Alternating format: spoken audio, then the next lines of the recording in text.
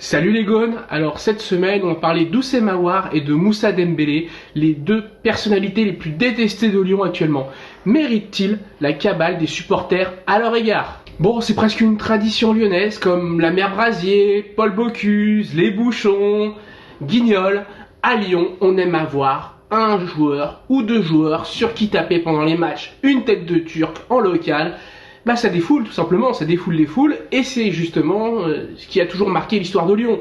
Moi depuis 15 ans que je suis l'OL, j'en ai vu passer tête de Turc. Il y a eu Jean de Macoun, une histoire qui m'a beaucoup peiné puisque c'est quelqu'un que j'appréciais et que j'apprécie toujours. Il y en a eu d'autres, je pense notamment à Marcelo pour une accroche avec les supporters. Je pense à Toko Ekambi bien évidemment parce que c'est le dernier marquant en date. Voilà, mais ça a toujours été dans la culture lyonnaise d'avoir des têtes de Turc sur qui cogner pendant les matchs, histoire de se défouler. Et aujourd'hui, ils sont deux, c'est Moussa Dembélé et Oussem Aouar. Alors d'habitude, je ne cautionne pas, j'aime pas hurler avec les loups, et je trouve toujours que c'est délicat, et ça aide pas l'équipe, ça aide pas le joueur, ça aide pas ses coéquipiers de faire ça. Maintenant, je suis désolé, mais pour Moussa Dembélé et Oussem Aouar, j'arrive à comprendre le public. Ce sont deux joueurs qui partiront libres, dont un qui a été acheté très cher, donc une très mauvaise affaire pour Lyon. Ce sont aussi deux joueurs qui ont refusé cet hiver des belles offres. D'un côté, on a Moussa Dembélé qui a eu un club de première ligue, mais un club bas de tableau, c'était Southampton de mémoire, et qui attendait un club plutôt comme Manchester ou Arsenal, donc qui a conduit ce club-là. Bon, il faut pas déconner non plus. On voit le niveau aujourd'hui de Moussa Dembélé. S'il pense que lui avait le niveau de Wout Weghorst, qui a signé à Manchester United, c'est qu'il a pas regardé la Coupe du Monde. Voilà, ça fait quand même un an qu'il est en dessous, même s'il a bien fini la saison dernière, et c'est assez logique pour moi qui se retrouve dans cette situation d'être sifflé, surtout que sur le terrain, il ne montre aucune implication. Dans une vidéo récente, j'étais un peu énervé, j'avais parlé de plot de chantier.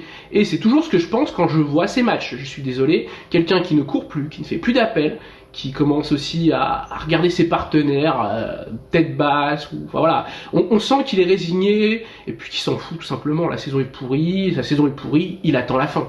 Donc un joueur comme ça, je peux comprendre qu'on s'en prenne à lui. Le cas Aouar, c'est un peu particulier. Alors lui aussi veut partir libre. C'est son droit, il a été formé au club, Lyon ne perdra pas grand chose en laissant partir libre, mais Lyon aurait pu le vendre 50 millions il y a quelques années, et je pense que c'est ça qui donne la déception. En plus, il a refusé la AS Rome cet hiver, et je pense que ça a accentué aussi le malaise.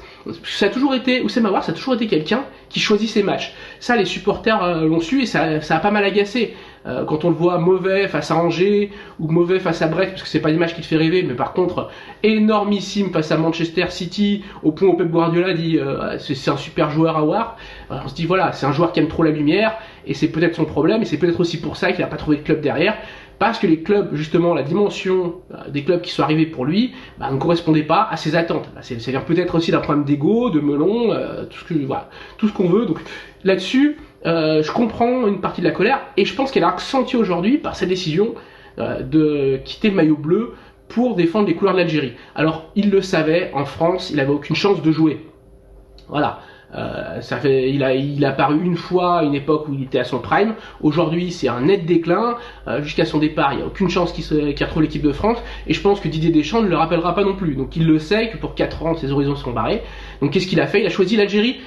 Par opportunisme, soyons honnêtes. Quand on voit ses interviews il y a quelques années, c'est de l'opportunisme. Maintenant, cet opportunisme lui est bien revenu dans la figure sur le dernier match où les supporters, face à Nantes, chantaient la Marseillaise. Alors généralement, je cautionne pas ce type de provocation. Là, ça me dérange encore un petit peu, ce relent nationaliste. J'ai du mal avec ça. Maintenant, je le comprends. Je le comprends parce qu'il y a une com désastreuse d'Aouar derrière. Quand on va dire aux supporters pour faire plaisir à l'équipe nationale d'Algérie et donc sur le site de la fédération qu'on regrette d'avoir porté le maillot bleu, alors que c'est pas vrai, bien évidemment, mais bon, il faut faire plaisir au nouveau public, il faut pas s'étonner derrière d'être sifflé. D'être sifflé à Lyon, mais sans doute être sifflé aussi dans tous les stades de France, ce qui serait assez logique par rapport à ce qui s'apparente pour beaucoup à une trahison.